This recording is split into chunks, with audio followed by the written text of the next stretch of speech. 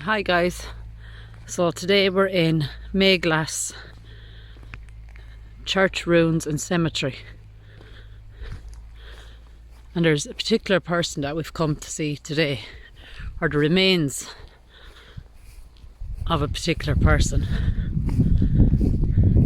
But first we're going to take a look around and try read some headstones.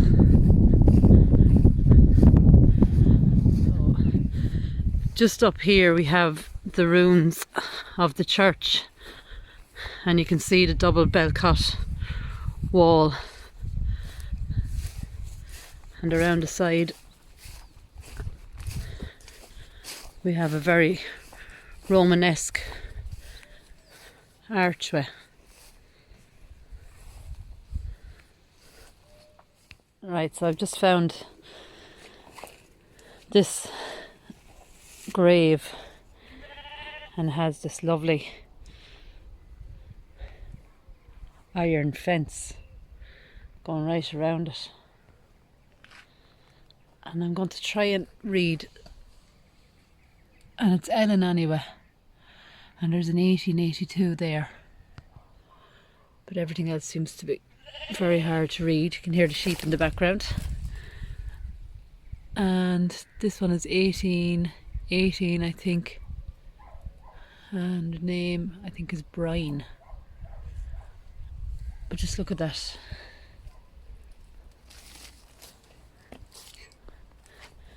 And the gate.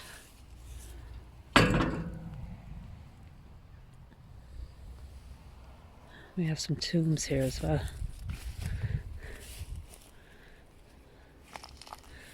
And that one actually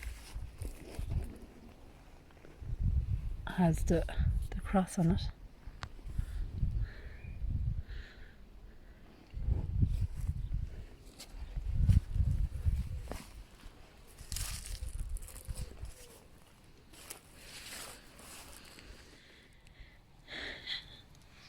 It's Marion anyway. Marion Day, I think it is. And Marion departed this life in 1824 at the age of 73 years.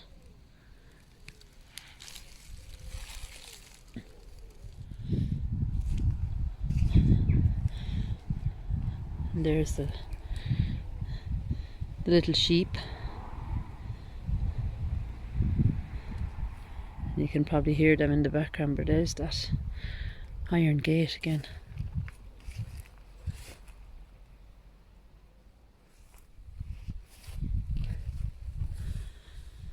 So this is John Kehoe,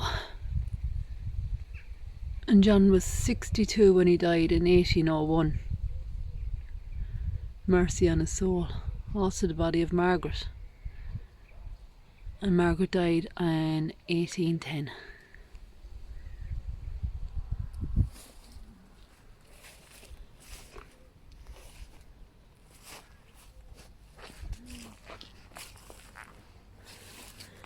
Just to give you a look at the structure of this wall, and you have it's fenced off because, as you can see,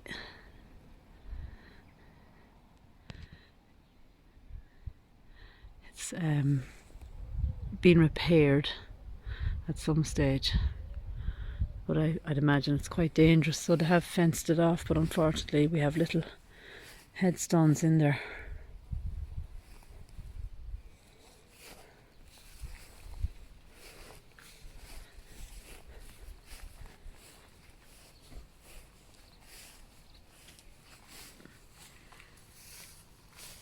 So here's Nicholas Brown, and Nicholas died the 24th of July 1861, I think it is, age 65, and his sister Mary Brown, who died February 12th 1875, aged, I think it's 83. That's a lovely headstone, the cross.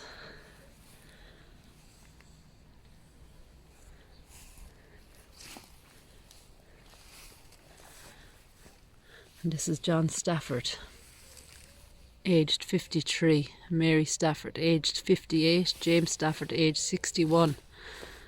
Also Clement Prendergast, who died May the 22nd, 1941. And it's strange that there's no date for the Staffords. So here we have Patrick Cousins, who died November the 14th, 1837, aged 46. His mother Anastasia Cousins, who died December the 16th, 1846, aged 54. His sister Catherine, who died May 1845, aged only 14. Of his brother James and his sister Anne. His brother James died November the 22nd, 1847, aged just 18. His sister Anne, who died December the 14th, 1847, aged 23. And John, who died April the 4th, 1859, aged just 37. So a very young family.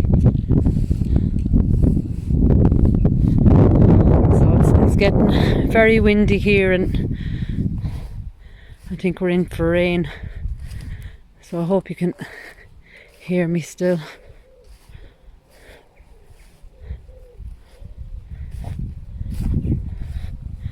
And down the back here we've two little crosses. I'll try and make my way up along. Let me find another tomb.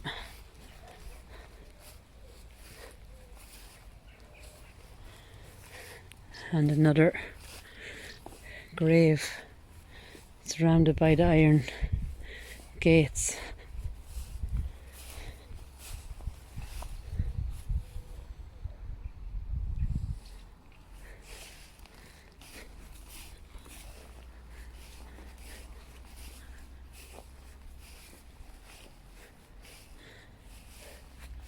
And we've Nicholas Brown here, who died July the 24th, 1861. His wife Ellen Nee Barry, who died February the 26th, 1898. His sister Mary, who died in 1875. And of his son Michael, who died in 1892.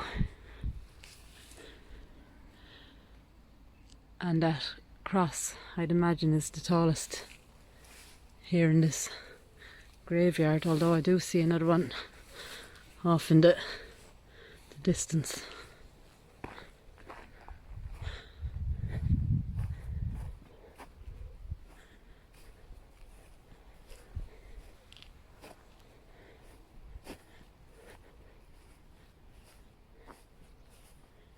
We've lots of marker stones around the area here as well.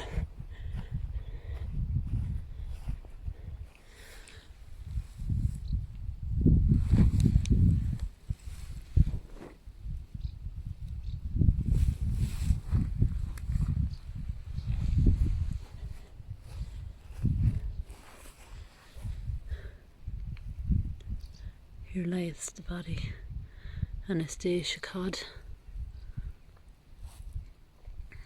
who departed this life 1837. Down there, it's hard to see, age 64.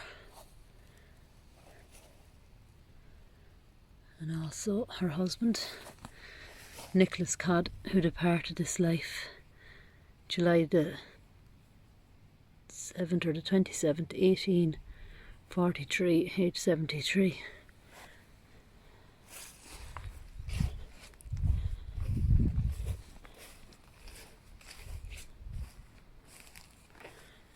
And we have James Codd here.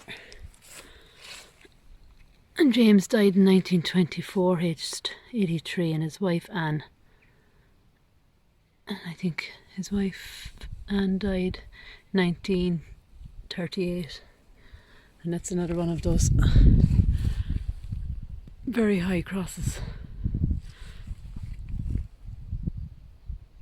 And it's like a Celtic design or a Celtic knot on it.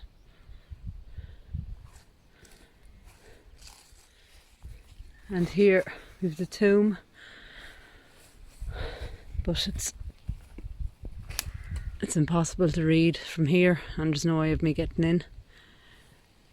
And it's under the standing wall.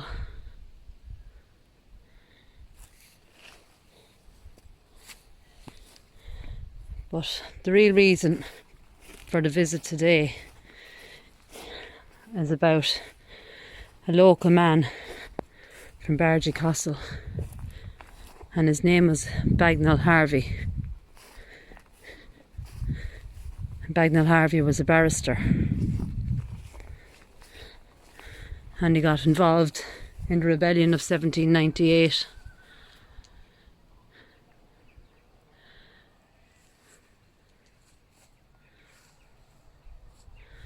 And we have a memory plaque here for Bagnall Harvey of Bargy Castle. And the story is he was quite a good barrister, but he was actually imprisoned in Wexford jail on suspicion of being part of a rebellion. But after some time in prison, the townspeople of Wexford, and when the British Crown troops retreated, he was released along with other Wexford prisoners. On finding that he would possibly be caught again and hanged, he and some other people dressed as peasants and fled to the Salty Islands just off Kilmore Quay. But unfortunately he was betrayed, brought back to Wexford.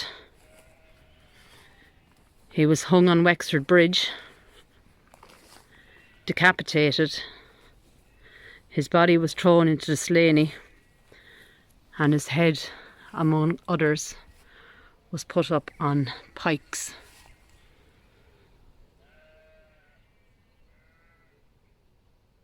And it says there, beheaded on Wexford Bridge, 1798. But Harvey's body washed up on the shores, and his supporters buried him here in Mayglass. Now, we were talking to locals who had stories of going down underground and finding lead coffins and seeing the body of Bagnall Harvey and others when the lead was partially ripped off. And I believe that this is the area. There's a steel cap over the actual entrance. You can partially look down and you can see a gate down there, and inside, with the use of a torch, we did see lead coffins. And you might be able to see here, if it would catch it, there is one of the lead coffins.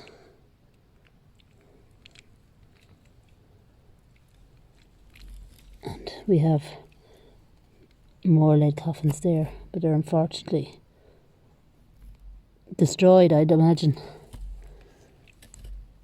But that is definitely a lead coffin right there.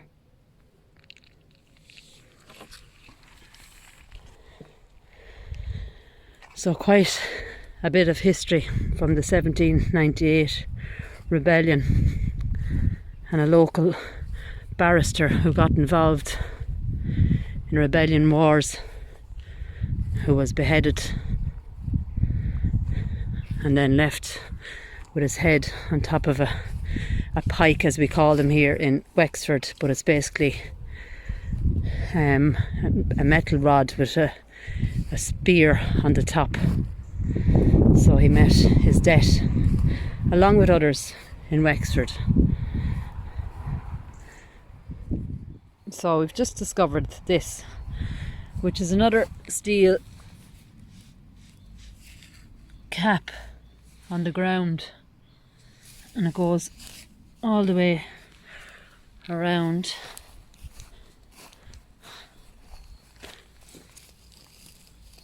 to here, if you can see that.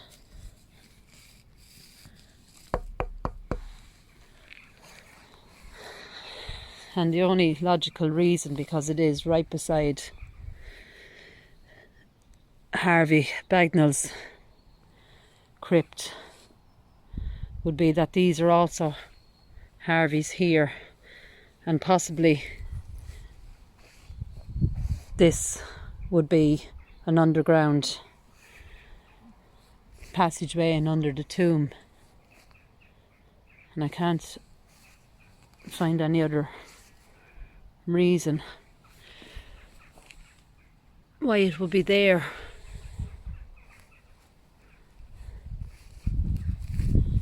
And this is the tomb, and it is a Harvey as well, but it's very hard. I think it's Mr. Joseph Harvey here, but everything else seems to be gone, dates, everything.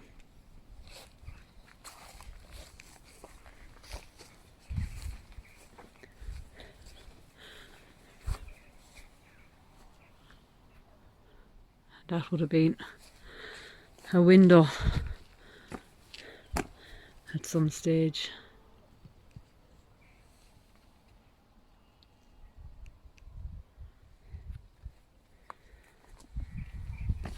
Now, just around here,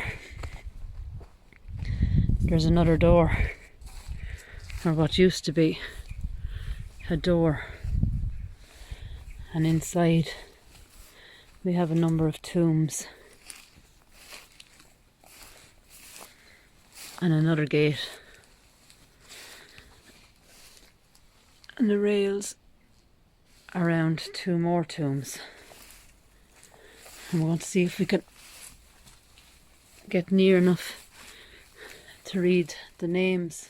So I've managed to clear this off, and I'm just trying to stand here and hold on to the rail and lean over and read this, but it's John Harvey, so obviously related to Bagnall Harvey that we just talked about, and he was of Bargy Castle as well, in the county of Wexford, Esquire,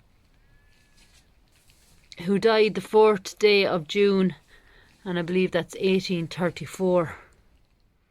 In private life, he was distinguished for a punctilious sense of honour and integrity, and in his domestic relations, his character was marked by even quality that could endeavour him to his family and his friends. Age 76.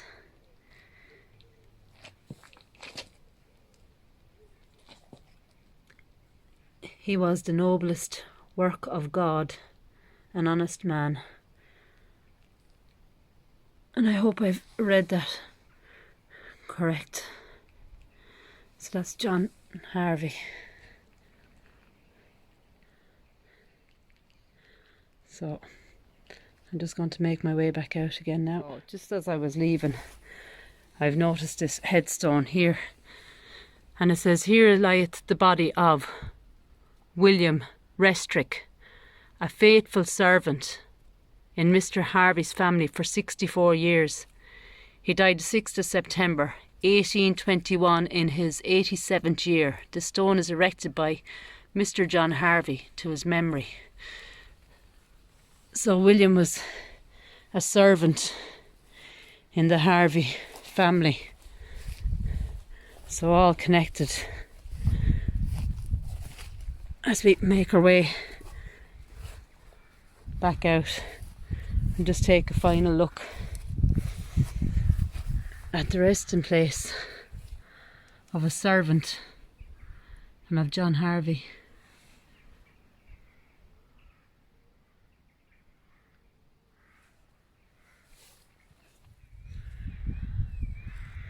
So we'll just make our way along here, and you'll notice some markers here in the ground, some scattered white crosses.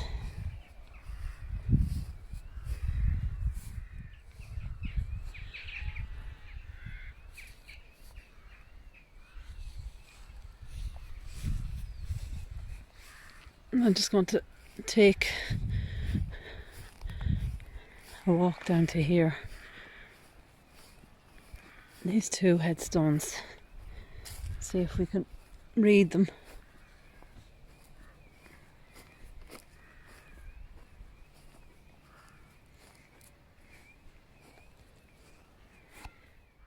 And unfortunately they can't be read.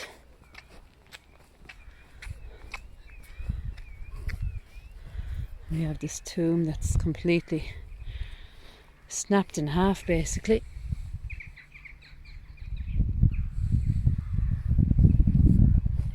Another one with rails around it.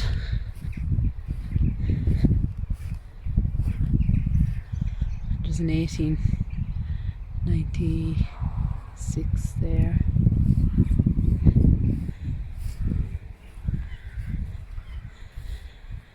James Walsh, 1926, aged 84.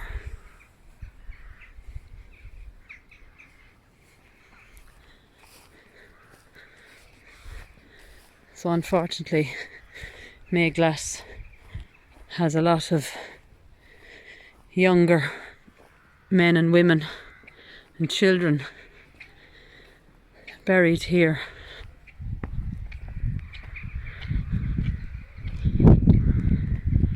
And right in the centre we have this gorgeous statue of our Lord.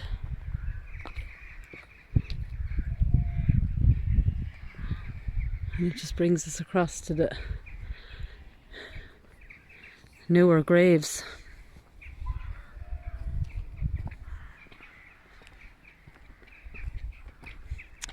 And talking to a lady here earlier when I was trying to find Harvey's grave, she told us quite a few stories. One of the stories is of an English woman fondly named Miss Monty, who had a real love for dogs, and she'd feed them the finest steaks around.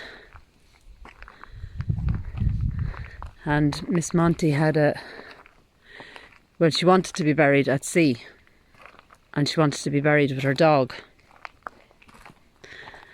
So unfortunately back then, whoever the men were that buried her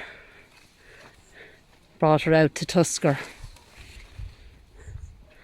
and out by Tusker Rock weighed her down with car batteries with her dog. But unfortunately the story ends where Miss Monty was washed up on Rosslare and her dog was nowhere to be found. So instead of being buried at the sea, Miss Monty is buried here in Mayglass Cemetery. And it reads, to the memory of Doris Helena Mottershell, who died December the 24th, 1980, aged 87. And beside it says, farewell Monty and Sean, from Aunt Liz. And Sean was the dog's name that Miss Monty was buried with. So we have some beautiful graves here in Mayglass. But on talking to this lady anyway today, and while she was sharing stories of her own family that are buried here, and of Miss Monty, I just asked her why there's a grave in Mayglass that is unmarked. And this is it here. So we've no name, no date of death, just an unmarked headstone. And this lady actually told me that there is in fact something rather than someone buried here. And the story is a man that had his leg amputated when he got an infection in it, had his leg buried here in Mayglass. and I presume he hopes that in his passing he will be interred here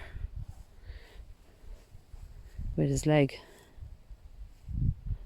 So a very, very interesting story.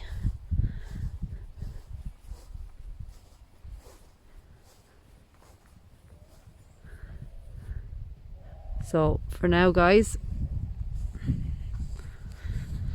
on this Saturday evening, I say goodbye. God bless. And I'll talk to you soon.